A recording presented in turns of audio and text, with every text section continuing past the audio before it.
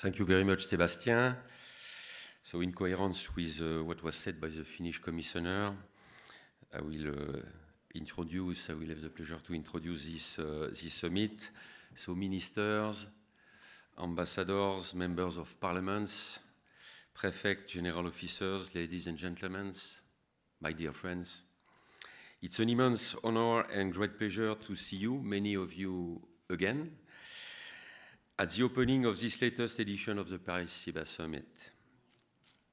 Over the years, this event has become a not-to-be-missed meeting place for all that are involved today in the digital trust in Europe and in the rest of the world. We loved Paris. You love Paris. I'd like to thank the Paris Saint-Germain for having honored our capital this weekend by winning the Champions League as an introduction to the summit. Long life to the PSG. More seriously, in this time of rapid transformation and major geopolitical challenge, it is more crucial than ever to come together, to exchange, to discuss, to create synergy around our shared values between Europe and especially United States. As you know, every year we take the advantage of this event to publish one of the ASEAN flagship documents, the Observatory of Digital Trust Sector.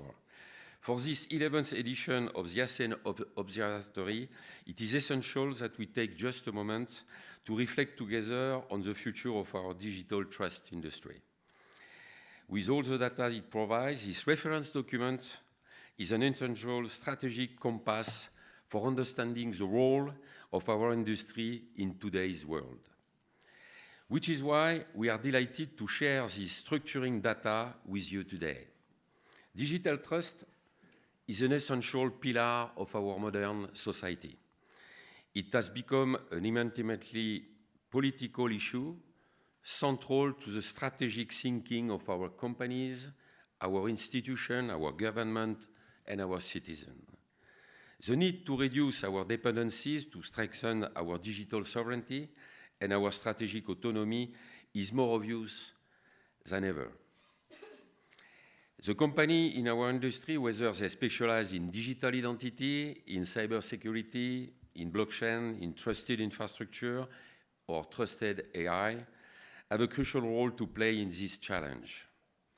This Observatory 2025 highlights key figures that underline the exceptional dynamism of our industry. Indeed, sales generated by the digital trust industry in France, for example, reached 21.3 billion euro in 2024, with a notable growth of 6.2% over the previous year. These figures testify to the resilience of a growing importance of our sector in the national economy.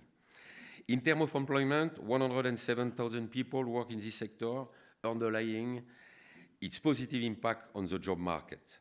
On a global scale, French digital trust companies generated 33.5 billion euros, demonstrating the competitiveness and international attractiveness of our companies. In terms of segments, the cybersecurity and digital security segment continue to dominate the landscape, accounting for 53% and 40% of total sales, respectively. Trusted AI, also representing only 7% today, is growing very strongly, signifying a potential for expansion and innovation for our sectors. French companies are recognized as world leaders in several segments, including identity and access management, as well as cybersecurity service. This leadership underpinned by constant investment in research and development, enabling our companies to remain at the cutting edge of our industry. You will find all this information in this document and much more that you can also have in French and in English, all the data in this document that we are issuing, especially today. The current economic and geopolitical context presents us with considerable challenges, but also with unique opportunity to defend our value and strengthen our sovereignty. The world is going through a period of very high tension, as it was mentioned by the Commissioner.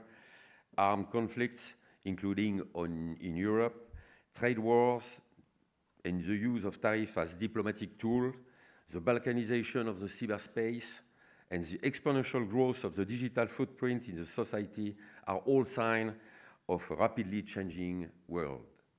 This geopolitical upheaval and digital mutation have a direct impact on our economy and our ability to project ourselves into the future. However, this challenge should not discourage us. On the contrary, they should spur us to redouble our efforts to transform this situation into a lever of opportunity for our industry and for our country. In each of these areas, we are experiencing major development. Digital identity first, the cornerstone of the digital trust, will soon see a major acceleration driven by the implementation of the European Union Digital Identity Wallet project. With regard to cybersecurity, the French Resilience Bill, which will be the transposition that we hope, hopefully, will be soon, the European REC, NIS2, and DORA will also be at the heart of the reinforcement of our collective security and resilience, an essential action in the view of the explosion in threats that we are witnessing on a daily basis.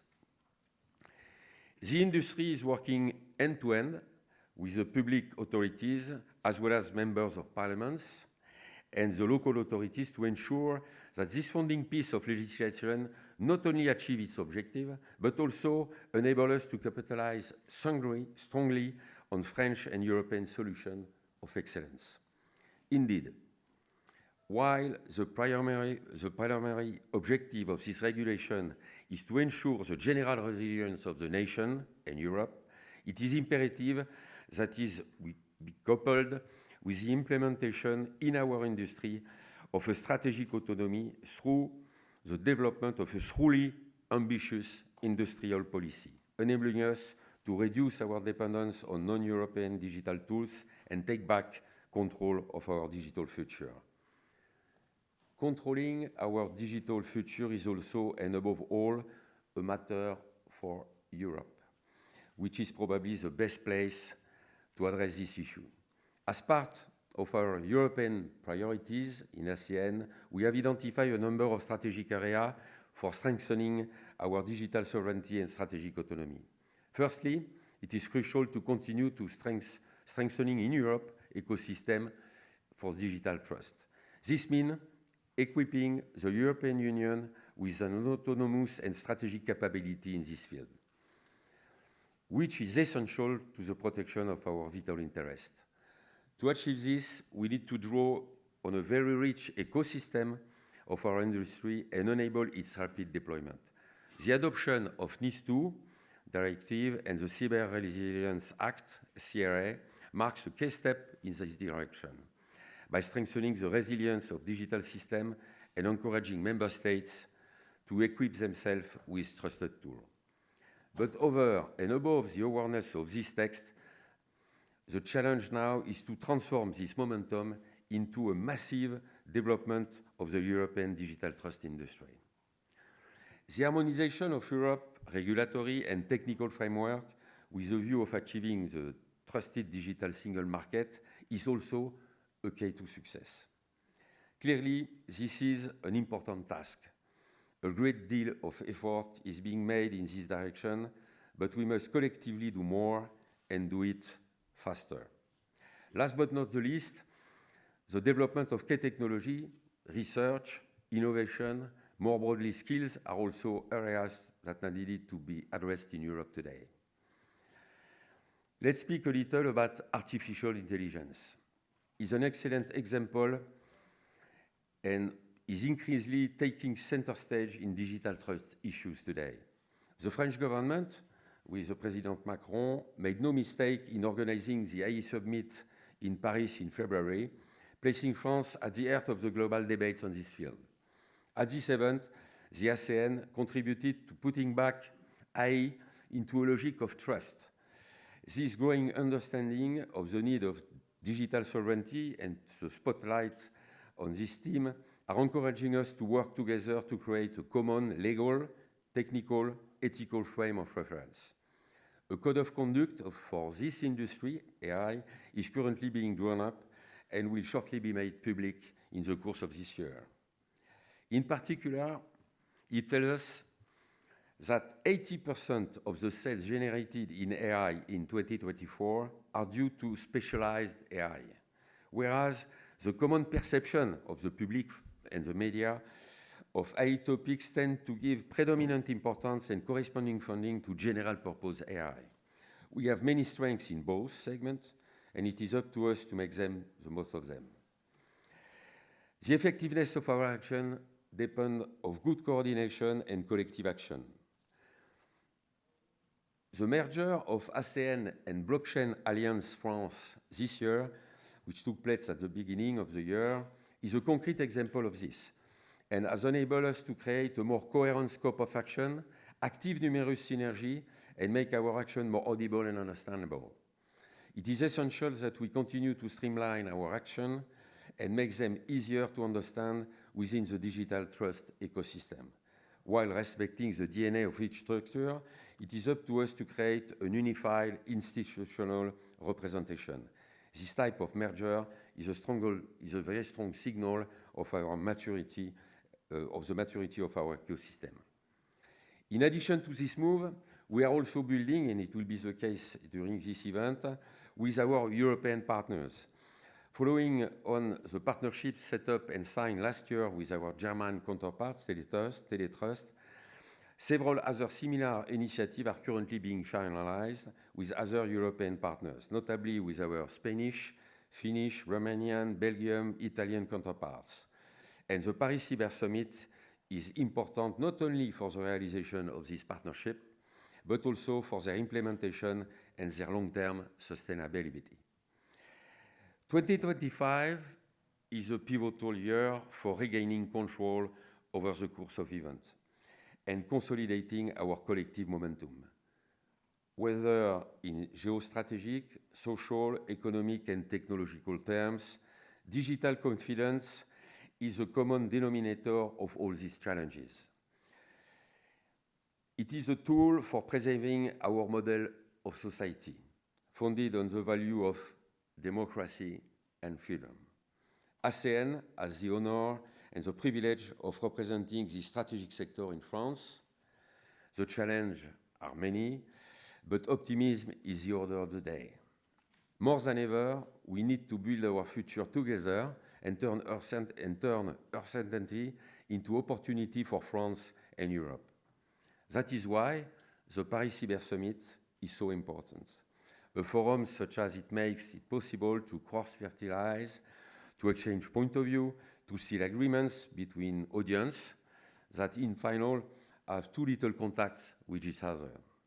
Once again this year, I'm delighted to see representatives from all over Europe and also beyond, especially United States, mingling and forging collaboration based on shared ambition. I repeat, our value, democracy, and freedom.